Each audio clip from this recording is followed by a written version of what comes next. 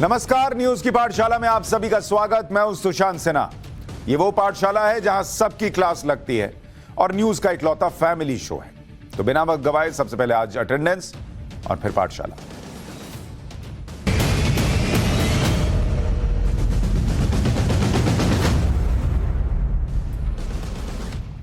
पाठशाला में आज मुसलमानों पर असली अत्याचार कैसा होता है ये दिखाने वाला चैप्टर, क्योंकि मुसलमानों पर अत्याचार की बात बहुत हो रही है, इसलिए हमें लगा कि यह चैप्टर खोलना चाहिए। और मुसलमानों पर असली अत्याचार जब होता है तो कैसा दिखता है वो चैप्टर आज खोलकर आपको बताऊंगा। कानपुर के पत्थरबाजों को डिफेंड करने वाले मौलाना की क्लास लगेगी।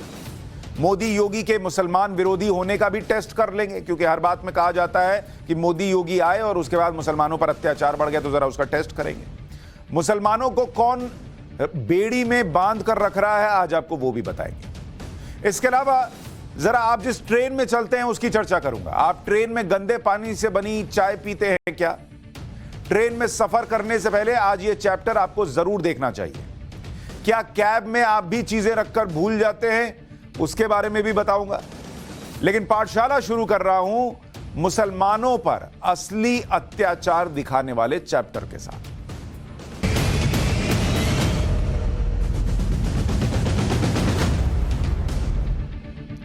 इस देश में बीते कुछ अरसे से यही नैरेटिव बनाया जा रहा है कि मुसलमान खतरे में हैं, मुसलमानों को टारगेट किया जा रहा है, मुसलमानों पर अत्याचार हो रहा है। रोज गाए बगाए आप सुनते रहेंगे ऐसी बातें कि मुसलमान को टारगेट किया जा रहा है। यह सब बताकर पूरी दुनिया में भारत के खिलाफ दुष्प्रचार किया जाता है कई बार।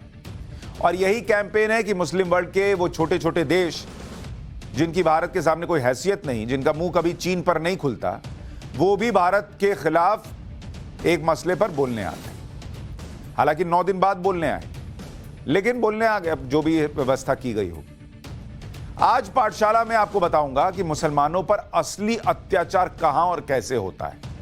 और अत्याचार की यह कहानी सुनकर आप महसूस करेंगे कि भारत में मुसलमान एक तरह से जन्नत में रह रहा है। लेकिन इससे पहले कि मुसलमानों पर अत्याचार का असली चैप्टर आपको खोलकर बताओ, असली अत्याचार का चैप्टर खोलकर बताओ, आपको कानपुर के बारे में बताना चाहता हूं। क्योंकि कानपुर के मामले में भी यही नैरेटिव सेट किया जा रहा है कि मुसलमानों को टारगेट किया जा रहा है। भले ही कार्रवाई पत्थरबाजों पर हो रही हो, भले ही कार्रवाई उन लोगों पर की जा रही हो जिन्होंने कानपुर की हिंसा की साजिश रची, भले ही कार्रवाई सीसीटीवी फुटेज के आधार पर हो रही हो और दूसरे सबूतों के आधार पर हो रही हो, लेकिन माहौल यही बनाया जा रहा है कि जानबूझकर सिर्फ मुसलमानों को फंसाया जा रहा है। आतंक का धर्म नहीं होता, आतंकी का धर्म नहीं होता, लेकिन पत्थर चलाने वाले पे कार्रवाई कर दो तो उसका धर्म देखकर लोग आ जाते हैं डिफेंड करने, वहां धर्म निकल आता है। आज आप मुस्लिम संगठन popular front of India PFI का बयान भी देख लीजिए। पीएफआई ने अपने बयान में कहा कि भारत में प्रदर्शन में हिंसा होना नया नहीं है। वाह बॉस, ये तो कमाल की बात हो गई कि भारत में प्रदर्शन हो जाए और उसमें हिंसा हो जाए तो नई बात नहीं है, मतलब कोई बहुत मामूली सी बात है। तो भारत में तो मर्डर भी हो जाते हैं, बहुत रोज मर्डर होते हैं। तो आप कल को कह दो कि मर्डर होना कोई बड़ी बात नहीं है, कोई नई बात नहीं है। किसी का मर्डर हो जाए तो उस पर सुनवाई ना हो, कार्रवाई ना हो। कल को रेप के लिए कह देना रेप होना भारत में कोई नई बात नहीं है, ये तो बहुत छोटी सी बात हो गई आपके लिए। तमाशे की हद देखिए, ये लिखने का साहस भी ले आते हैं कि भारत में प्रदर्शन में हिंसा होना नया नहीं है। लेकिन हिंसा में कार्रवाई, हिंसा पर कार्रवाई होना तो नया है ना, इसकी तो आदत नहीं है, आदत तो डालनी पड़ेगी इसकी। मुसलमानों पर बदले की कार्रवाई हो रही है ये भी लिखे, और कह रहे हैं कि मुसलमानों को टारगेट किया जा रहा है। पीएफआई ने यह भी आरोप लगाया कि पुलिस खुलेआम बुलडोजर की धमकी दे रही है, मुसलमानों के प्रदर्शन को आतंकवाद बताया जाता है। पीएफआई ने यूपी पुलिस की कार्रवाई को स्टेट टेररिज्म कह दिया कि जो राज्य है वो आतंकवाद कर रहा है, और कानपुर हिंसा में अपना नाम जोड़े जाने को साजिश बता दिया। कानपुर के एक काजी हैं, ये तो पीएफआई का बता दिया, वही एंगल है, मुसलमान खतरे में है, मुसलमान टारगेट हो रहा है। कानपुर के एक काजी हैं हाजी अब्दुल कुद्दूस, उन्होंने भी यही स्टेटमेंट दे दिया कि मुसलमान टारगेट किया जा रहा है। धमकी भी दे दी कि अगर कानपुर के मामले में बुलडोजर चला तो मुस्लिम सिर पर कफन बांधकर निकलेगा। काहे कफन बांध के निकलेगा? क्यों निकलेगा कफन बांध के? कार्रवाई हो रही है, अगर अपराधी पे हो रही है तो कफन बांध के निकल जाएगा। कफन बांधने का इतना शौक है तो सेना में भर्ती हो, जाओ वहां कफन बांध के बॉर्डर पे लड़ो। मुसलमान को डिफेंड करने के लिए कफन बांध के निकलेगा। काजी ने कहा कि पुलिस 95% मुसलमानों पर और 2-4% हिंदुओं पर एक्शन ले रही है। अरे भाई, तो उसमें 95% मुसलमान दिख रहे हैं, 2-4% हिंदुओं पर हो रही है कार्रवाई, ये खुद मान रहे हो ना, तो हिंदुओं पे भी हो रही है ना। लेकिन दिख 95% मुसलमान रहे। 40 फोटो आपके सामने है, देख लीजिए कौन दिख रहा है। अब अगर मान लीजिए 40 मुसलमान पे कार्रवाई हो रही है और अगर 5 हिंदू दिख रहे हैं, तो किसी के घर में उठ के जाके घुस के हिंदुओं के घर में पकड़ के ले आए कि सर इन लोगों का मन नहीं भर रहा है, इनको 40 मुसलमान पे 40 हिंदू चाहिए, अभी 5 मिले, आप लोग 35 लोग आएंगे क्या मेरे साथ जेल जाने के लिए?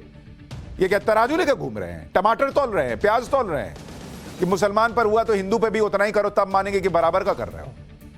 एक बार सुनिए इनकी बात को।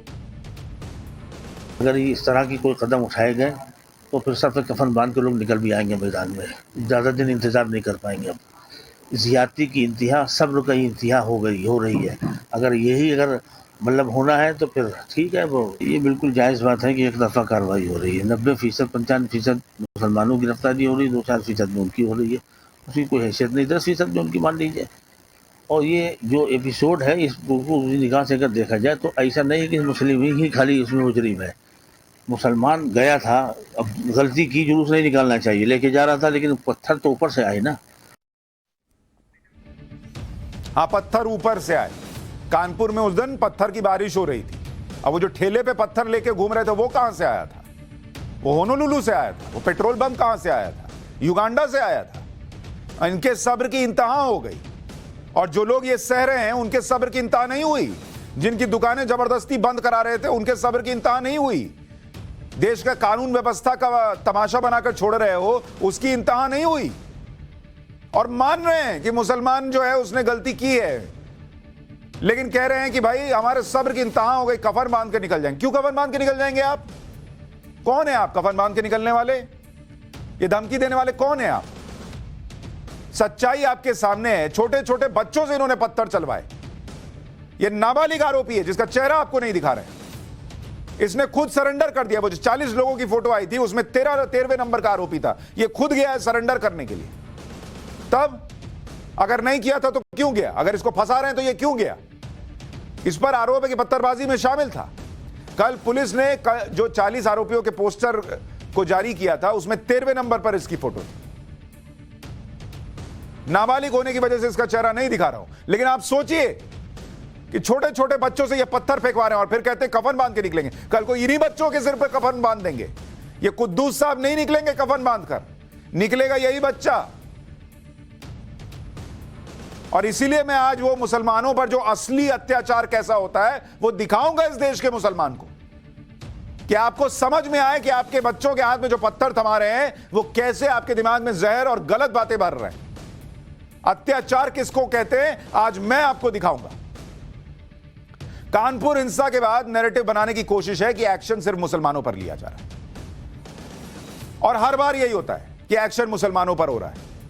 अभी जब उत्तर प्रदेश के अंदर लाउड स्पीकर हटे थे, मंदिरों से नहीं हटे, हटे कि नहीं हटे, तब तो आपने नहीं कहा कि हिंदुओं के मंदिर से भी हटा रहे हो। उनका हटा दिया तो कलेजे में ठंडक आई। मतलब हर चीज बराबरी पे करोगे तभी ठंडक, नहीं तो हम पे अत्याचार हो रहा है, ये हिसाब चलेगा। अभी अयोध्या में 7 हिंदू पकड़े थे, नफरत फैला रहे थे, एनएसए लग गया, तब तो नहीं कहा कि हिंदुओं पर अत्याचार हो रहा है।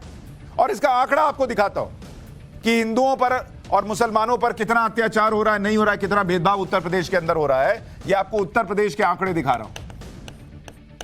नैरेटिव यही है ना कि योगी मोदी का जो मॉडल है उसमें मुसलमान टारगेट होता है। 2017 से 2020 ये 3 साल में यूपी में 124 अपराधियों का एनकाउंटर हुआ। 124 अपराधी इनका एनकाउंटर हुआ, और इस 124 में से जिनके एनकाउंटर हुए उसमें 45 मुस्लिम थे। तो हिंदू कितने होंगे फिर? 79 हिंदू थे। तो अब बताइए, इसमें तो आपने नहीं बोला कि ये कम मुसलमान क्यों मार दिए, ज्यादा मारो, बराबर करो, हिंदुओं के बराबर करो, तब तो आपका कलेजा नहीं फटा। तब तो आपने नहीं कहा। ये 45 मुसलमान आपको दिख जाएंगे कि इनका इनकाउंटर हुआ, ये 79 हिंदू आपको नहीं दिख रहे हैं। और इतने शर्म की बात है कि क्रिमिनल के धर्म को बताना पड़ रहा है सिर्फ इसलिए कि कुछ लोगों के कलेजे को ठंडक मिले और उनका नैरेटिव काटने के लिए आपको बताना पड़ रहा है कि सच यह है कि 45 मुसलमान और 79 हिंदू इनका इनकाउंटर हुआ है। कायदे से बताना चाहिए था 124 अपराधी का इनकाउंटर हुआ, लेकिन इस देश में तमाशा बना के छोड़ दिया। हर चीज में मुसलमान मुसलमान मुसलमान इतना भर दिया कि तराजू निकाल कर दिखाना पड़ रहा है, देखो किधर पलड़ा झुका हुआ है। और इस आंकड़े को अगर आप देखेंगे तो 3 साल में, इस 3 साल में जितने मुसलमानों का इनकाउंटर हुआ, यह आंकड़ा बैठता है 37%। 37% मुसलमानों का इनकाउंटर हुआ और हिंदुओं का इनकाउंटर कितना हुआ? 63%। अच्छा, ऐसा भी नहीं है कि कानपुर में जिस संभावित बुलडोजर एक्शन पर सबको परेशानी है, वो बुलडोजर पहली बार यूपी में चल रहा हो। यूपी में माफियाओं के 1800 करोड़ रुपए की अवैध संपत्ति या तो जब्त की गई या उस पर बुलडोजर चला। तो जब माफियाओं के ऊपर बुलडोजर चल रहा है तब तो आपको दिक्कत नहीं है, लेकिन पत्थर चलाने वाले पर कार्रवाई हो रही है कि उसके घर पर पत्थर कैसे मिल गया, कैसे रखा गया, क्रिमिनल है वो, तब आपको दिक्कत होती है क्योंकि आपको उसका धर्म दिखता है। 43,294 आरोपियों को गिरफ्तार किया गया है। 13,801 अपराधियों पर गैंगस्टर एक्ट लगा है। 630 अपराधियों पर राष्ट्रीय सुरक्षा कानून लगा है। इसमें हिंदू भी है, मुसलमान भी है, लेकिन एक ही नैरेटिव चलता रहता है कि भैया सिर्फ मुसलमान टारगेट हो रहा है। यूपी में अगर बुलडोजर चला तो हिंदू मुस्लिम नहीं देखा गया। यूपी में अगर लाउडस्पीकर उतरे तो मस्जिदों से भी उतरे, मंदिरों से भी उतरे। नैरेटिव कोई भी बनाया गया, धमकियां भले ही दी जाएं, लेकिन कानून अपना काम कर रहा है। यूपी में योगी राज में पुलिस एक्शन ले रही है। कानपुर में 3 जून को जो हिंसा करने वाले थे उनकी गिरफ्तारी हो रही है। आज 9 आरोपी अरेस्ट हो गए और इनमें 5 आरोपियों का पीएफआई कनेक्शन बताया जा रहा है। अब समझ में आया कि पीएफआई क्यों कह रहा था कि मुसलमान टारगेट हो रहे हैं। उनको पता था कि हम अरेस्ट होंगे। इन 5 आरोपियों के बारे में कहा जा रहा है कि इनके खिलाफ 2019 में सीए के खिलाफ प्रदर्शन में भी केस दर्ज हुआ था। कानपुर हिंसा में अब तक 50 लोग पकड़े जा चुके हैं और पुलिस ने आज भी आरोपियों के नए पोस्टर जारी किए हैं। जिन अवैध मकानों से पत्थरबाजी हुई थी वहां की आज छानबीन की गई है। एक तरफ विक्टिम कार्ड खेला जा रहा है, एक तरफ धमकियां दी जा रही। या तो भाई तुम विक्टिम हो सकते हो, दबे कुचले हो सकते हो, और नहीं तो तुम पत्थर चलाने वाले हो सकते हो, तुम कफन बांध के निकलने वाले हो सकते हो। जब मूड किया पत्थर चला दिया, जब मूड किया आप जो है वो विक्टिम कार्ड निकाल दिया कि हम पे तो अत्याचार हो रहा है। पत्थर चलाओ, पेट्रोल बम चलाओ और जैसे ही एक्शन होने लगे तो आंसू बहाओ कि हम पे अत्याचार हो रहा है। ये तो गजब का तमाशा चल रहा है बॉस। राजस्थान के एक मौलाना को सुनिए, ये मौलाना को सुनिए और कहिए कि क्या ये लोग प्रताड़ित हैं, ये किसी डर में है, ये किसी खौफ में है। सुनिए जरा इस आदमी को।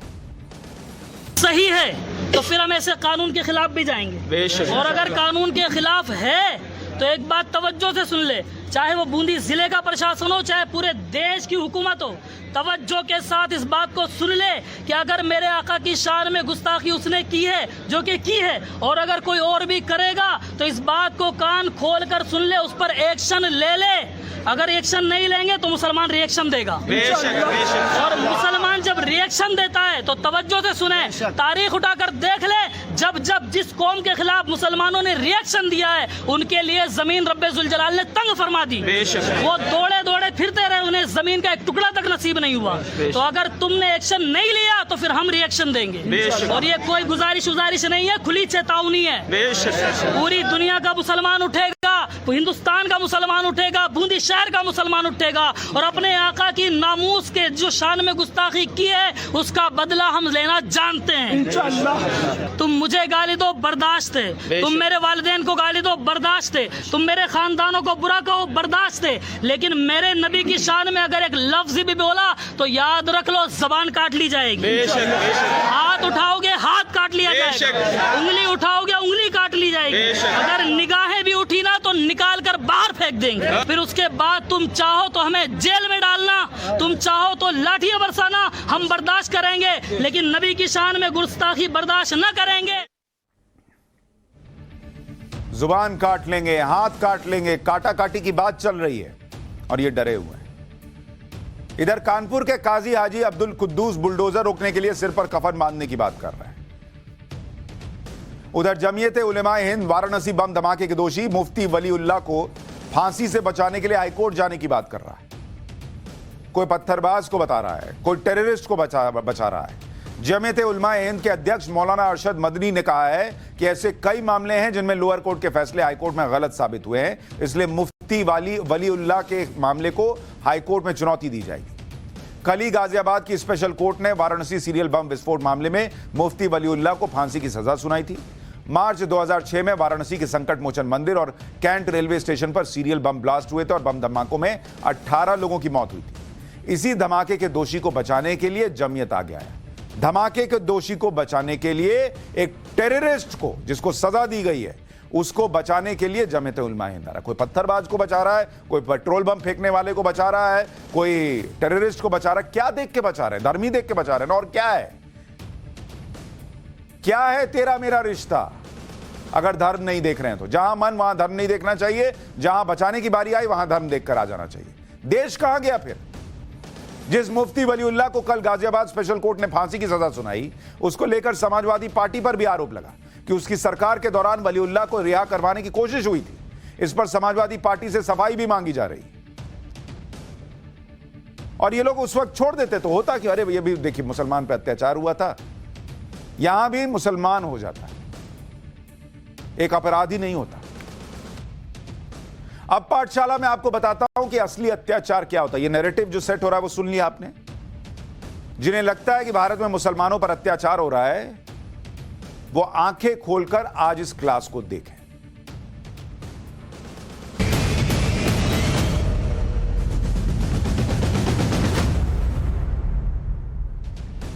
अत्याचार किसको कहते हैं मुसलमानों पर, आपको पता है?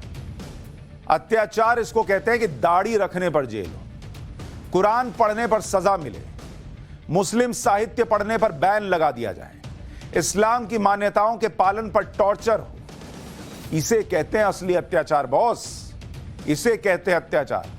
और पिछले कई सालों से चीन के उइगर मुसलमान इस अत्याचार को सह रहे हैं, लेकिन चीन के सामने मुंह खोलने की किसी की हैसियत नहीं है, किसी की औकात नहीं है। पाकिस्तान भी नहीं कर पाता, ये हमारे यहां के लोग भी नहीं कर पाते। 2019 में शिनजियांग का एक वीडियो लीक हुआ। ये वीडियो आपको दिखा रहा हूं। इसमें आपको ट्रेन दिख रही है, इसमें ट्रेन से लोगों को लाया जा रहा है। सैकड़ों कैदी दिख रहे हैं। ये जो कैदी दिख रहे हैं ये सारे उइगर मुसलमान हैं। इनके हाथ पीछे बांध दिए गए हैं, इनका सिर मूंड दिया गया है। चाइनीज सैनिकों की निगरानी में देखिए कैसे इनको बैठा कर रखा गया है, इनके सिर को छील दिया गया है और कैदियों की तरह लाया गया। और गुनाह क्या है कि मुसलमान है, उइगर मुसलमान है, और कोई गुनाह नहीं है इनका। चाइनीज पुलिस साथ में खड़ी है, हाथ पीछे बंधा हुआ है, आंख पे पट्टी बांधी हुई है, सिर मुड़ दिया गया है। यह होता है असली अत्याचार बॉस। इन्हें ट्रेन से लाया गया, फिर इन्हें कई ग्रुप्स में डिटेंशन कैंप में ले जाया गया। इसको कहते हैं अत्याचार। शिनजियांग में चीन ने सबसे बड़ा डिटेंशन सेंटर बनाया है।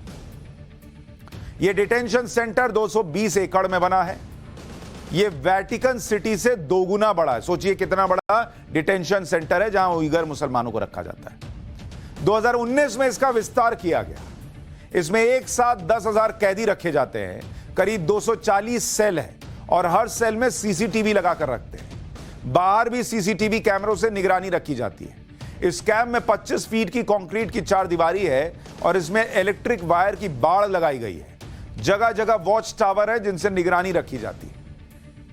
इसको कहते हैं अत्याचार।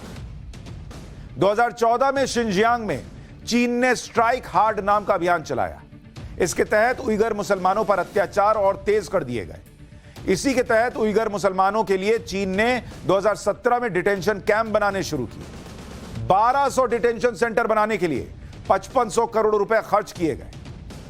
बुर्का पहनने, दाढ़ी रखने, सरकार की फैमिली प्लानिंग की नीति के उल्लंघन पर डिटेंशन सेंटर भेज दिया जाता है। बुर्का पहनने पर डिटेंशन सेंटर, एक से ज्यादा बच्चा पैदा किया तो डिटेंशन सेंटर, दाढ़ी रख ली डिटेंशन सेंटर, यह होता है वहां उइगर मुसलमानों के साथ। इसको कहते हैं बॉस अत्याचार। वहां किसी की हैसियत नहीं है कि पत्थर चला देगा, वहां किसी की हैसियत नहीं है कि कह देगा कफन बांध के निकलेंगे और जरा चीन की सरकार को बता देंगे। हाथ पीछे बांधते हैं, पट्टी बांधते हैं और अंदर डाल देते हैं। इसको कहते हैं अत्याचार। मुसलमानों पर निगरानी के लिए डीएनए सैंपलिंग होती है, ब्लड सैंपलिंग होती है, फिंगरप्रिंट लिए जाते हैं, वॉइस सैंपलिंग का इस्तेमाल होता है। उइगर मुस्लिम महिलाओं पर काफी अत्याचार किया जाता है। मुसलमानों की आबादी को बढ़ने से रोकने के लिए जबरन नसबंदी कर देते हैं। बच्चा ठहर जाए तो अबॉर्शन करा देते हैं। इसको कहते हैं असली अत्याचार। उइगर मुस्लिम महिलाओं का रेप किया जाता है। और कौन कर रहा है रेप? जब वो डिटेंशन सेंटर में है, रेप कौन करेगा? वहीं के लोग करेंगे ना, पुलिस ही करेगी ना, और कौन करेगा? इसको कहते हैं अत्याचार। उन्हें 3rd डिग्री टॉर्चर किया जाता है, उनके शरीर के अंग निकाल दिए जाते हैं, उनसे जबरन मजदूरी कराई जाती है। इसको कहते हैं असली अत्याचार। इतना ही नहीं, कोरोना के दौरान उइगर मुसलमानों के खिलाफ किल ऑन डिमांड का तरीका अपनाया गया, जिसके तहत उइगर मुसलमानों को मारकर उनके शरीर के अंगों से ऑर्गन डिमांड को पूरा किया जा सके। उइगर मुसलमानों को ये लोग चीन के अंदर इंसान ही नहीं समझते। उनके लिए ये बस ऐसे ही कुछ है, हाड़ मांस का। मारो इसको, किसी और में लगाओ इसका बॉडी पार्ट, उसके काम आएगा। इसके जिंदगी की कोई हैसियत है? इसको कहते हैं अत्याचार। अभी चीन के शिनजियांग में करीब 380 डिटेंशन कैंप है।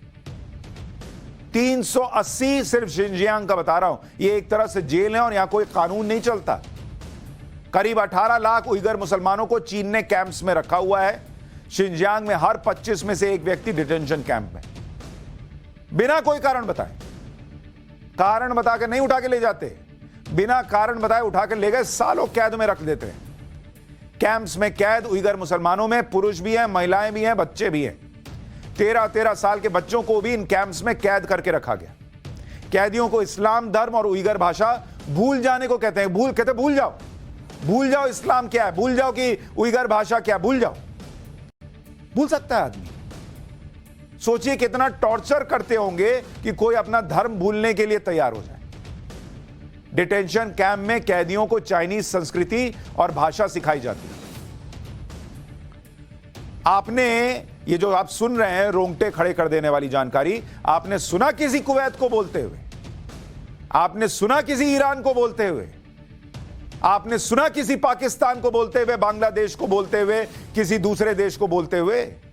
सुना आपने? अगर मुसलमानों की चिंता होती तो बोल नहीं रहे होते इस पर। कोई मुसलमान की चिंता नहीं है उनको बॉस। मैं आपको बता दूं, वो अपने अपने देश में आराम से चल रहे हैं। भेड़ बकरियों की तरह बांध के रखा गया है, कोई नहीं बोलता इस पर। आपके बारे में बोलने का नाटक करते हैं क्योंकि आप उनको इंडिया में माहौल खराब करना है। मत सोचिए कि वो आपके भाई हैं, मत सोचिए कि वो आपका भला सोचते हैं। यह असली अत्याचार इसलिए दिखा रहा हूं कि आपको समझ में आए कि भारत हमारे अपने देश में, आपके हमारे अपने देश में कितना कुछ आपको मिला हुआ है। सोचिए, कोई भी ऐरा गैरा नत्थू खैरा आकर समझा के चला जाता है मुसलमान पर अत्याचार हो रहा है और आप पत्थर उठाने पे चले आते हैं। उइगर मुसलमानों को अवैध तरीके से जिन कैंप्स में रखा गया, उनके अंदर की तस्वीरें आपने देखी हैं? इस तस्वीर को देखिए। डिटेंशन सेंटर के अंदर हथियारों डंडों से लैस 7 गार्ड दिख रहे हैं।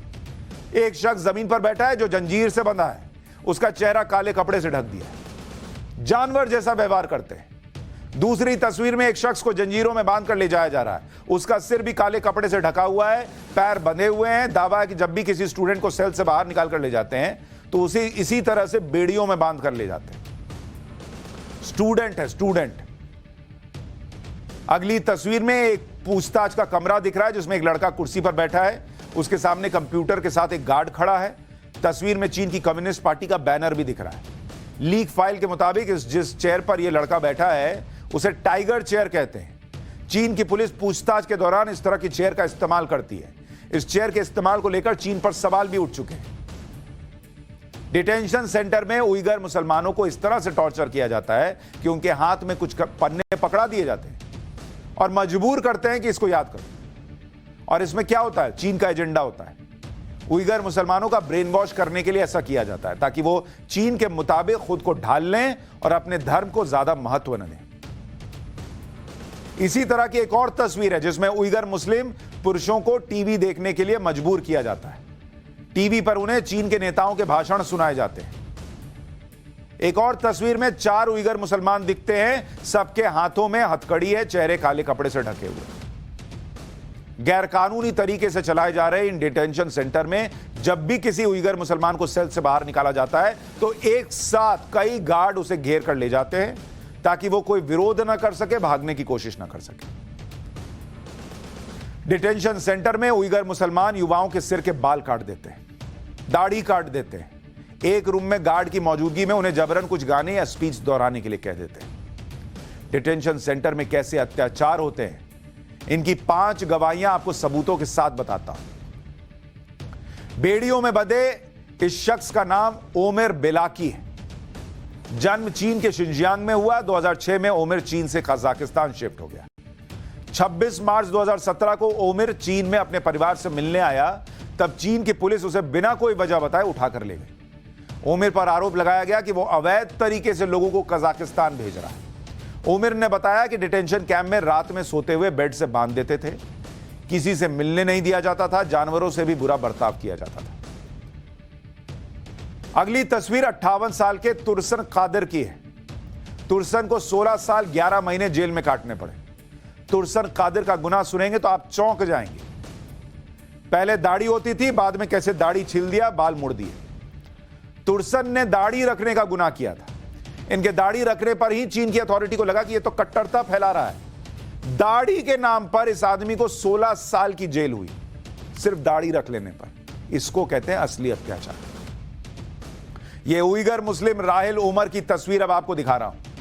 इस लड़की की उम्र महज 14 साल थी जब इसे 28 सितंबर 2017 को हिरासत में लिया गया। राहिल उमर को इसलिए डिटेंशन कैंप में रखा गया क्योंकि राहिल के माता पिता पर कट्टरपंथी विचारों को फैलाने का आरोप था।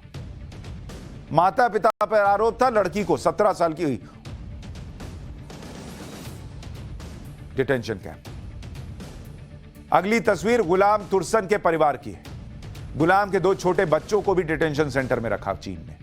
गुलाम पर सामाजिक ढांचे को बिगाड़ने, गैर कानूनी किताबों या दस्तावेज को रखने और 1 से ज्यादा बच्चे करने के आरोप में उसे पकड़ा गया। तजगुल ताहिर की तस्वीर भी देख लीजिए। उम्र 60 साल। इन्हें सिर्फ इसलिए कैद में रखा गया क्योंकि इनके बेटे का झुकाव अपने धर्म इस्लाम की तरफ ज्यादा था। वो न शराब पीता था, न सिगरेट पीता था। इनके बेटे को 10 साल कैद में काटने पड़े। तजगुल ताहिर पर अवैध रूप से भाषण देने का आरोप लगा दिया गया और इसी से अंदाजा लगा सकते हैं कि चीन में उइगर मुस्लिम किस हालत में रहते हैं। दाढ़ी रखने पर डिटेंशन कैंप 16 साल। सोचिए अत्याचार किसको कहते हैं। चीन ने मस्जिदों के साथ क्या किया वो भी देख लीजिए। ऑस्ट्रेलियन स्ट्रैटेजिक पॉलिसी इंस्टीट्यूट के मुताबिक 2017 से 2020 के बीच शिनजियांग प्रांत में 16,000 मस्जिदों को या तो पूरी तरह तोड़ दिया गया या फिर उसका एक हिस्सा तबाह कर दिया गया। वहां कुछ मस्जिदों में एंट्री के लिए रजिस्ट्रेशन करना पड़ता है। मस्जिदों में विदेशियों और 18 साल से कम उम्र के लोगों की एंट्री बैन है। मस्जिदों के आसपास सर्विलांस कैमरे लगे हुए हैं। मस्जिदों के आसपास चीन के झंडे और कम्युनिस्ट पार्टी के एजेंडे को बताने वाले बोर्ड लगे हुए हैं। कैम्ब्रिज प्रेस रिपोर्ट के मुताबिक 1949 से पहले चीन के शिनजियांग प्रांत में 29,000 से ज्यादा मस्जिदें थी। अब 1400, 29,000 से घट के 1400 वर्किंग कंडीशन में। इसको कहते हैं असली अत्याचार। मस्जिदें गिरा दी गई। यहां मंदिर तोड़कर मस्जिद बनाने का इतिहास बता दीजिए, फिर भी कहते हैं हम तो कानून मानेंगे, हमारे ऊपर अत्याचार हो रहा है। अगर आपने गवाहियां भी दिखा दी, सारे डॉक्यूमेंट्स भी दिखा दिए कि भाई ये तो मंदिर था पहले, नहीं नहीं, आप मस्जिद टारगेट कर रहे हैं, आप मुसलमान को टारगेट कर रहे हैं। ये देखिए मस्जिद के साथ क्या होता है चीन के अंदर। किसी का प्रदर्शन, किसी का विरोध देखा आपने? जुलाई 2009 में चीन के शिनजियांग प्रांत में हुए सांप्रदायिक दंगे में 200 लोगों की मौत हुई थी। इसके बाद से चीन की अथॉरिटी ने सख्ती काफी बढ़ा दी। साल 2012 शिनजियांग में धार्मिक गतिविधियों पर बैन लग गया। 2014 में उइगर मुसलमानों के खिलाफ स्ट्राइक हार्ड कैंपेन चलाया गया। तरह तरह के अत्याचार पर मुसलमानों को उनके धर्म से दूर करने का अभियान चला।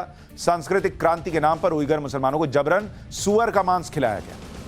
साल 2017 में शिनजियांग प्रांत में धर्म से जुड़ी 26 अलग अलग चीजों को बैन कर दिया गया। साल 2021 में चीन ने विदेशियों पर धार्मिक शिक्षा के ऑनलाइन प्रचार पर बैन लगा दिया। उइगर मुसलमानों पर चीन के अत्याचार की फाइल का एक और चैप्टर आपको बताता हूं। साल 2017, आप सुनिए इसको गौर से, कि चीन के अंदर उइगर मुसलमानों के साथ उइगर मुसलमान, और ये कहां का आपको बता रहा हूं, चाइना का बता रहा हूं। असली अत्याचार किसको कहते हैं सुनिए। साल 2017, सिर्फ एक साल में बता रहा हूं, 87,000 उइगर मुसलमान, इनको जेल में डाला या जुर्माना लगा। 87,000 मुसलमान, इसको कहते हैं असली अत्याचार।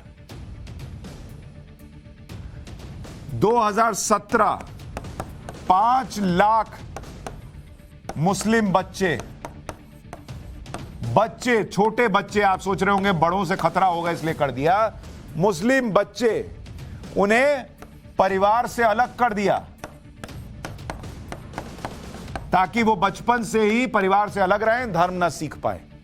5 लाख मुस्लिम बच्चे परिवार से अलग कर दिए गए, सिर्फ एक साल का बता रहा हूं, 2017 में। इसको कहते हैं असली अत्याचार। और इनको परिवार से अलग करके जबरदस्ती चीन की संस्कृति, चीन की भाषा के बारे में पढ़ाया गया। जिन परिवारों ने विरोध किया उन्हें प्रताड़ित किया गया। साल 2018, इसमें जो जेल में डाले गए, यह आंकड़ा बढ़कर 1,43,000 का हो गया, जिन्हें जेल में डाला गया। यह होता है असली अत्याचार। आपने सुना वो जो अरब देश आपको अब आज सिखा रहे हैं, समझा रहे हैं कि क्या भारत में होना चाहिए, नहीं होना चाहिए, किसी को सुना है बोलते हुए इनके बारे में? 18 लाख लोग हैं चीन में जिन्हें जेल में डाला गया, जिन पर यह अत्याचार हो रहा है। इसको कहते हैं बॉस असली अत्याचार। ईमानदारी से सोचिए, क्या भारत में आप अपने देश में जन्नत में नहीं रह रहे हैं? आपके पास किस चीज की कमी है? जैसा चाहते हैं वैसा पहनते हैं, जैसे चाहते हैं वैसे रहते हैं। हिजाब पहनने से मना भी किया तो स्कूल के अंदर किया, कोई बैन नहीं लगाया। किसी को दाढ़ी रखने पे जेल में नहीं डाल रहे हैं। मंदिर तोड़कर बनने के 10,000 सबूत होने के बाद भी कानूनी लड़ाई लड़कर मंदिर के लिए अपनी मांग रखी जा रही है। जबरन मस्जिद तोड़कर मंदिर नहीं बना दी गई। लाउडस्पीकर मस्जिद से हटा तो मंदिर से भी हटा। इनकाउंटर हिंदुओं का हुआ, मुसलमानों का हुआ, और अचानक से कोई भी आकर कह देता है कि मुसलमानों पर अत्याचार हो रहा है और आप पत्थर उठा लेते हैं। आपको देश नहीं दिखता? समझ में नहीं आता देश बर्बाद करने के लिए, देश में आग लगी रहे इसलिए किया जाता है? सोचिएगा, आज रात में जब सोने जाइएगा तो सोचिएगा कि इस देश ने क्या नहीं दिया है आपको। पाठशाला में अब भारतीय रेलवे का वो चैप्टर जिसे देखने के बाद अगली बार आप ट्रेन के सफर में थोड़ा संभल कर चाय पिएंगे।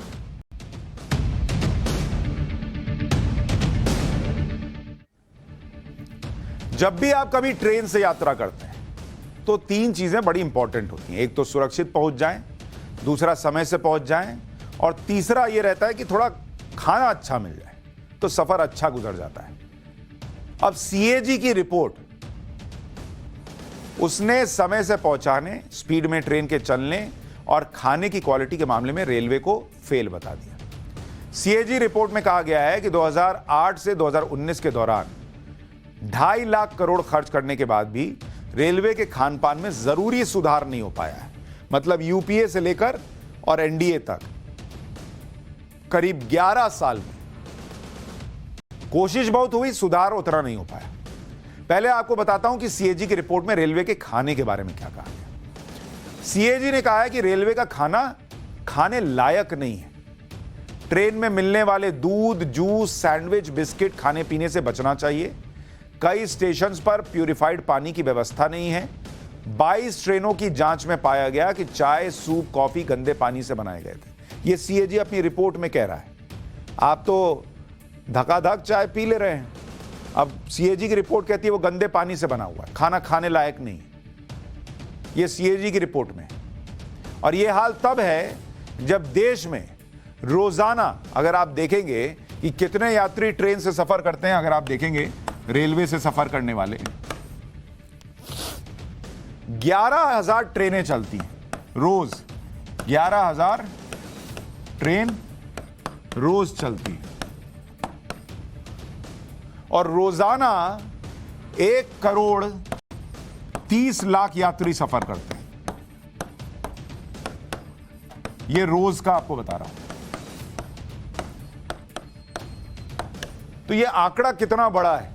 करीब करीब 1.5 करोड़ के आसपास है, थोड़ा कम, 1.25 करोड़ से थोड़ा ज्यादा। और इसमें से भी 12 लाख लोग ट्रेन में खाना खाते हैं। तो जिस खाने की बात हो रही है वो ऐसा नहीं है कि कोई 2, 4, 10, 15, 100, 1000, 25 लोग, 1000 लोग खाते हैं। 12 लाख लोग रोज ट्रेन में खाना खाते हैं जब वो ट्रैवल कर रहे होते हैं। भारतीय रेलवे में खाने की जिम्मेदारी आईआरसीटीसी की है, जो देश भर की ट्रेनों में खाने की व्यवस्था के लिए टेंडर जारी करती है। 2020 में आईआरसीटीसी को 2400 करोड़ रुपए की कमाई हुई, जिसका 27% ई टिकटिंग से आया, 46% केटरिंग से आया और 10% पैकेज ड्रिंकिंग वाटर से आया, 17% ट्रैवल और टूरिज्म से आया। सबसे ज्यादा कमाई कैटरिंग से हुई, मतलब जो खाना पीना सर्व किया उससे हुई। लेकिन सीएजी की रिपोर्ट कहती है कि आईआरसीटीसी इसी में फेल रहा। पैसा तुम धकाधक कमा रहे हो, क्वालिटी दे नहीं रहे हो। ट्रेन में खाने के लिए आईआरसीटीसी की कुछ गाइडलाइंस भी हैं जिनका पालन ठेकेदारों को करना होता है, जैसे फूड आइटम की पैकिंग अच्छी क्वालिटी की हो, बर्तनों की सफाई साफ पानी और स्टैंडर्ड क्वालिटी डिटर्जेंट से होनी चाहिए सफाई, बाथरूम के पानी का इस्तेमाल बर्तनों की सफाई में नहीं होना चाहिए, पेंट्री स्टाफ को हाइजीन का ध्यान रखना चाहिए। आईआरसीटीसी अधिकारी बीच बीच में फूड क्वालिटी को चेक करते रहे। आईआरसीटीसी अपने ठेकेदारों का सालाना प्रदर्शन चेक करता है, जिसमें अच्छे सामान के 5 नंबर, स्टाफ की उचित संख्या को 5 नंबर, पेमेंट और ड्यूज पर 5 नंबर दिए जाते हैं। लेकिन फूड क्वालिटी को केवल 2 नंबर दिया जाता है। साफ सफाई को भी 2 ही नंबर मिलता है, मतलब जो चीज सबसे इंपॉर्टेंट है उसकी मार्किंग कम है। ट्रेन में मिलने वाले खाने की क्वालिटी पर हमने आईआरसीटीसी का पक्ष भी जानने की कोशिश की कि भाई ऐसा क्यों आ रहा है सीएजी की रिपोर्ट में। आपको सुनाते हैं आईआरसीटीसी के केटरिंग सर्विस डायरेक्टर ने इस पर क्या कहा। देखिए, ये जो खान पान है ये बड़ा डिफिकल्ट सब्जेक्ट है। इसमें रीजनल चॉइसेस है, कोई पूर्वोत्तर क्षेत्रों से है, उनका फूड हैबिट अलग है, कोई उत्तर भारत से है, उसका फूड हैबिट अलग है, कोई दक्षिण से है, कोई पश्चिम से है। तो हम लोग का बेसिक ध्यान रहता है क्वालिटी एंड हाइजीनिक। हम लोग हर किचन में हम लोग थर्ड पार्टी ऑडिट जो ये होता है, जो क्वालिटी इम्प्रूवमेंट करने का, और किचन हम लोग अभी टाइम बाउंड मैनर में हम ये कर देंगे, आप मतलब उसमें वो आईएसओ सर्टिफिकेशन कर देंगे। साहब का तर्क यह है कि अलग अलग क्षेत्र के लोगों के अलग अलग स्वाद होता है। सफाई का भी क्षेत्र होता है क्या, कि फलाने क्षेत्र के लोगों को गंदा खाना खाने में मजा आता है? ऐसा तो नहीं होता होगा। इसी बीच ट्रेनों का किराया कितना बढ़ा। 2014-15 में जब आप ट्रेन में सफर कर रहे थे तो 2000 ट्रेन का किराया,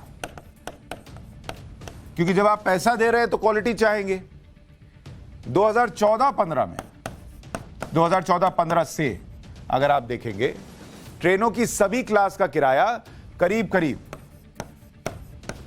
14.2% बढ़ा है, 14% बढ़ गया है।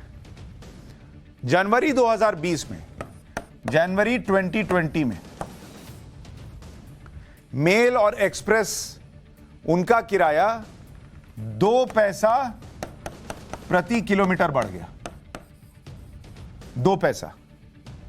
और एसी और मेल एक्सप्रेस का, ये आपको जनवरी 2020 का बता रहा हूं, ये आपको शुरू में बताया नॉन एसी का। नॉन एसी, इसका कितना किराया बढ़ा, और एसी का किराया कितना बढ़ा, ये बढ़ा 4 पैसा पर किलोमीटर। 2017-19 में फिर फ्लेक्सी फेयर से टिकट सेल में 20% का मुनाफा हुआ। एक चीज ये लोग ले आए, फ्लेक्सी फेयर, मतलब डिमांड के आधार पर रेट तय होगा, जैसे फ्लाइट पे नहीं होता वैसा। तो इससे 2017-19 में 20% का मुनाफा हुआ, 20% का। 2,217 करोड़ रुपए फ्लेक्सी फेयर से आए। कोविड के दौरान स्पेशल ट्रेन के लिए 30% ज्यादा किराया वसूला गया।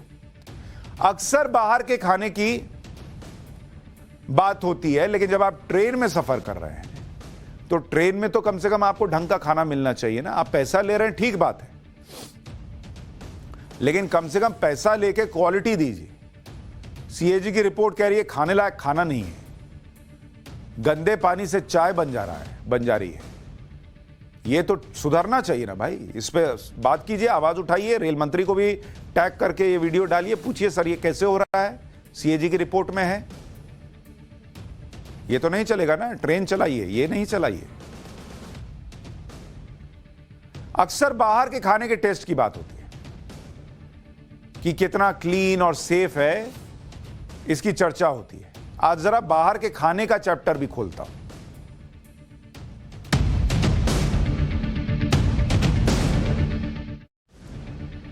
आज वर्ल्ड फूड सेफ्टी डे। ये जो ट्रेन में खाने की बात भी कर रहा हूं, वर्ल्ड फूड सेफ्टी डे के दिन बात कर रहा हूं कि मतलब अगर खाना खा रहे हैं, कम से कम ढंग का खाना तो खाएं। दूषित खाना पीना कितनी बड़ी समस्या है, ये आपको जानना चाहिए। दुनिया के 10 में 1 व्यक्ति हर साल दूषित खाने से बीमार पड़ता है। दुनिया में हर साल 60 करोड़ लोग दूषित खाने से बीमार पड़ जाते हैं। 60 करोड़ लोग दूषित खाने से बीमार। दुनिया में करीब 4,20,000 लोगों की मौत। यह कितना बड़ा आंकड़ा है, आप देखिए कि दूषित खाने से, दूषित खाना मतलब जो खाना खाने लायक नहीं है, उससे हर साल दुनिया में 4,20,000 लोग मरते हैं। 4,20,000 मौत होती है। ये दुनिया का बता रहा हूं आपको, पूरी दुनिया में 4,20,000 लोग सिर्फ दूषित खाना खाने से मर जाते हैं। हल्के में मत लीजिए खराब खाने को। दूषित खाने से डायरिया से लेकर कैंसर तक 200 बीमारियां होती हैं। भारत का आंकड़ा कहता है कि दूषित खाने से होने वाली बीमारियों से भारत में हर साल, अगर आप ये दुनिया का बताएं और भारत का देखिए, भारत में दूषित खाने से हर साल 1,20,000 मौत होती है। तो मतलब 4,20,000 में से 1,20,000 तो सीधे भारत में हो रही है दूषित खाने से। और हम बड़ा खुश रहते हैं, हमारा इम्यूनिटी सिस्टम ठीक है, गंदा खाना खिला दिया तो क्या हुआ, हाथ बिना धोए गोलगप्पा दे दिया तो क्या हुआ। मजा ही आता है, थोड़ा टेस्ट बढ़ जाता है। कुछ लोग ये सब भी बोलते हैं। 1,20,000 लोग मर रहे हैं बॉस हर साल दूषित खाने से होने वाली बीमारियों से। 5 साल से कम उम्र के 30,000 बच्चों की मौत सालाना होती है। 5 साल से कम उम्र के बच्चों को दूषित खाने से 40% ज्यादा खतरा होता है बड़ों के मुकाबले। बच्चे को भी मजे से ले जाते, खाओ खाओ एक और लोगे, ये हिसाब चलता है। विश्व खाद्य सुरक्षा दिवस पर देश के सबसे क्लीन और सेफ खाने वाले शहरों का ऐलान किया गया। अब आप सोचेंगे कहां जाके खाएं, इसमें मध्य प्रदेश का इंदौर टॉप पर आया। इंदौर का जायका पहले से मशहूर है और अब वो साफ और सुरक्षित खाने की कैटेगरी में भी सबसे ऊपर आया। सफाई में भी इंदौर नंबर 1 है और खाने के मामले में भी इंदौर नंबर 1 है। लेकिन सवाल इस बात का है कि जो इंदौर कर पा रहा है वो कोई और क्यों नहीं कर पा रहा है। इंदौर ने ये उपलब्धि कैसे हासिल की, इसके बारे में आगे बताऊंगा। लेकिन पहले आपको ईट राइट चैलेंज के बारे में बताता हूं, जिसे भारत सरकार की FSSAI यानी food safety and standard authority of India ने शुरू किया। FSSAI ने ministry of housing and urban affairs के सहयोग से चैलेंज शुरू किया। 2021 में ईट राइट चैलेंज की शुरुआत हुई। ईट राइट चैलेंज में कुल 108 शहरों ने हिस्सा लिया। खाद्य सुरक्षा मजबूत करना और गुणवत्तापूर्ण खाना उपलब्ध कराना मकसद है। विक्रेताओं में क्वालिटी और क्लीन फूड देने की आदत डालना भी मकसद है। ईट राइट चैलेंज में रैंकिंग तय करने के लिए क्या पैरामीटर्स थे, उसमें क्या था भाई कि फूड क्वालिटी टेस्ट के लिए 6 अलग अलग ड्राइव चलाई गई। हर शहर से तेल उत्पादक केंद्रों से 100 सैंपल लिए, गुड़, चीनी और मसालों के लिए भी सैंपल लिए। हर महीने सभी जिलों से खाने की दुकानों से 12 सैंपल लिए गए। जो चेक कर रहा होगा उसका तो मजा था, लेकिन उसको टेंशन भी तो थी, खराब वाला भी तो उसी को खा के चेक करना था। 4500 FBO यानी फूड बिजनेस ऑपरेटर्स को ट्रेनिंग दी गई। 1000 स्ट्रीट फूड वेंडर्स को भी ट्रेनिंग दी गई। यह चैलेंज शहरों तक सीमित ना रहकर जिलों और यूनियन टेरिटरीज के लिए भी था। ईट राइट चैलेंज की रैंकिंग में इंदौर टॉप पर आया। देश के 108 शहरों में से इंदौर ने टॉप किया। FSSAI ने इंदौर की 56 दुकान सर्राफा चौपाटी को क्लीन स्ट्रीट फूड हब घोषित किया। FSSAI ने खजराना गणेश मंदिर में मिलने वाले प्रसाद को सबसे सुरक्षित और साफ घोषित किया। ईट राइट चैलेंज में टॉप करने पर इंदौर को 50 लाख रुपए भी मिलेंगे। इंपॉर्टेंट ये नहीं 50 लाख मिलेंगे, इंपॉर्टेंट ये है कि आप देश में सबसे सेफ और सुरक्षित और साफ सुथरा खाना दे रहे हैं, इसका टैग आपसे जुड़ गया है। 2021 में ईट राइट चैलेंज के ऐलान के साथ ही इंदौर ने अपनी तैयारी शुरू कर दी। सबसे पहले फूड बिजनेस से जुड़े लोगों के लाइसेंस और रजिस्ट्रेशन पर काम किया। होटल, रेस्टोरेंट के लाइसेंस चेक करने का अभियान चलाया। खाद्य सामग्री की निगरानी के लिए 9 अभियान चलाए। अभियान के तहत लगातार फूड सैंपल्स लिए। होटल और रेस्टोरेंट से जला और यूज्ड तेल कलेक्ट करने का अभियान चलाया कि कोई उसको फिर से यूज ना कर ले। औचक निरीक्षण के जरिए लगातार होटल और रेस्टोरेंट की चेकिंग की जाती रही। मतलब इंदौर ऐसे ही हवा में नंबर 1 नहीं आया। सबको सीखना चाहिए कि कैसे इंदौर ने मेहनत की कि अपने यहां लोगों को स्ट्रीट फूड भी अच्छा और साफ मिल सके। इंदौर में लोग पहले से ही साफ और सफाई को लेकर जागरूक हैं। लगातार 5 साल से इंदौर क्लीनेस्ट सिटी रैंकिंग में टॉप पर रहता है। इसी कारण इंदौर के लोगों में ईट राइट चैलेंज जीतने का जोश था। जनता और प्रशासन के आपसी सहयोग से इंदौर यह चैलेंज जीतने में कामयाब हो गया। इंदौर में ईट राइट चैलेंज के दौरान जो अभियान चलाए गए उसमें युद्ध स्तर पर काम हुआ। जैसे चैलेंज शुरू होने से पहले इंदौर में 17,534 फूड कारोबारियों के पास लाइसेंस था। चैलेंज खत्म होने तक 37,000 से ज्यादा लाइसेंस और रजिस्ट्रेशन कराए गए। हर फूड सेफ्टी अधिकारी को हर महीने 15 सैंपल लेने का लक्ष्य दिया गया। चैलेंज शुरू होने पर कुल 2,321 सैंपल कलेक्ट करने का टारगेट था। चैलेंज खत्म होने तक 2,375 सैंपल कलेक्ट किए गए, मतलब जो टारगेट था उससे ज्यादा। होटल, रेस्टोरेंट, फूड मेकर्स के लाइसेंस की जांच का लक्ष्य तय किया गया। 408 के मुकाबले इंदौर में 689 लाइसेंस की ऑनलाइन जांच की गई।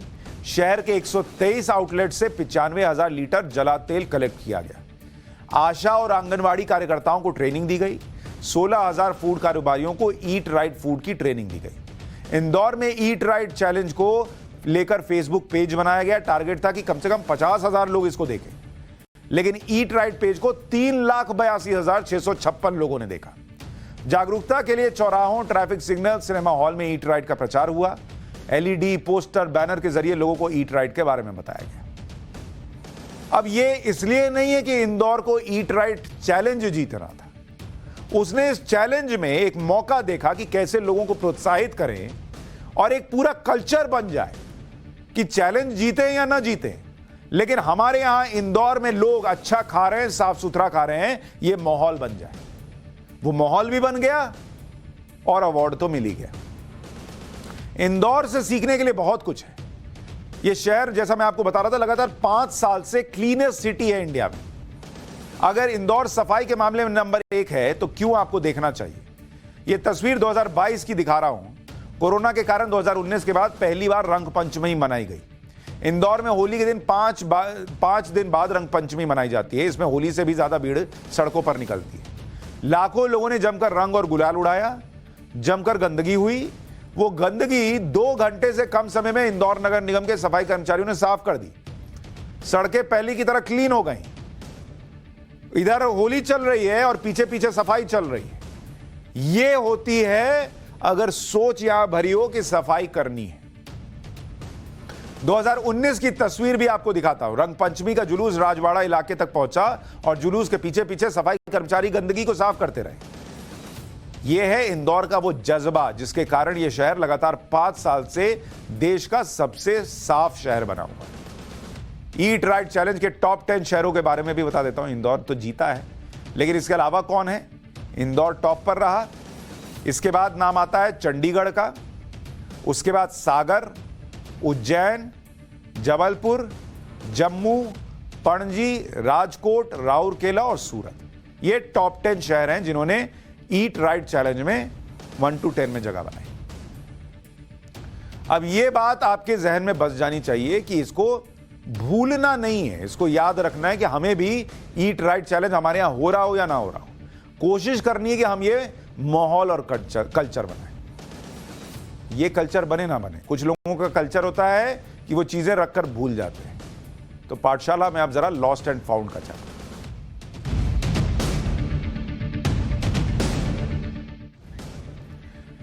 क्या आप भी अपनी चीजें इधर उधर रखकर भूल जाते हैं? अगर चीजें घर में ही भूल जाते हैं तो ठीक है, क्योंकि घर में तो मिल जाएगा। लेकिन अगर आप टैक्सी, बस, ट्रेन में कुछ सामान भूल जाते हैं तो बड़ी मुश्किल होती है। इसी पर टैक्सी प्रोवाइडर कंपनी उबर ने एक रिपोर्ट पेश की। उबर की लॉस्ट एंड फाउंड 2022 की रिपोर्ट के मुताबिक उनकी कैब में सफर करने वाले अक्सर कोई ना कोई चीज भूल जाते हैं। रिपोर्ट के मुताबिक कैब में लोग सबसे ज्यादा मोबाइल फोन भूलते हैं, कैमरा भूलते हैं, लैपटॉप भूलते हैं, बैकपैक भूलते हैं, वॉलेट भूलते हैं। कुछ लोग स्पीकर भी भूल जाते हैं, कपड़े और घर का सामान भी भूल जाते हैं, जैसे फल सब्जी राशन। मतलब निकले फल सब्जी लेने के लिए, घर पहुंचे, बीवी पूछी लाए, अरे वो तो रह गया गाड़ी में। कैश, पानी की बोतल, ये सब भूल जाते हैं लोग गाड़ी के अंदर। रिपोर्ट में यह भी बताया गया कि किस दिन लोग क्या क्या भूले। जैसे सोमवार को सबसे ज्यादा हेडफोन या स्पीकर भूल गए, दौड़ दौड़ के जा रहे होंगे, अभी तो आधी नींद में होंगे, छुट्टी गई का खुमार गया नहीं होगा, तो स्पीकर वहीं रह गया। बुधवार को सबसे ज्यादा लैपटॉप भूलने की घटनाएं आई। शनिवार को सबसे ज्यादा कपड़े भूलने की घटनाएं आई। मतलब पार्टी वार्टी हो रही है, उसमें कपड़ा चेंज किए, निकल लिए नाचने गाने, वो कपड़ा वाला बैग वहीं रह गया। रविवार को पानी की बोतल भूल गए। ऐसा नहीं है कि कैब में लोग सिर्फ लैपटॉप या फोन ही भूल जाते हैं, कई बार ऐसी चीजें भूल जाते हैं जो कोई सोच नहीं सकता, जैसे केक, आम, घेवर, मिठाई, आधार कार्ड, 5 किलो के dumbbell, college certificate, cricket bat, बांसुरी, ये सब भूल जाते हैं। तो अगर आप भी ऐसा करते हैं तो आप अकेले नहीं हैं। भूल जाते हैं तो कोई बात नहीं, और लोग भी ऐसा करते हैं। लेकिन एक चीज मत भूलिएगा कि कल रात फिर मुलाकात होगी 8:55 पर पाठशाला में।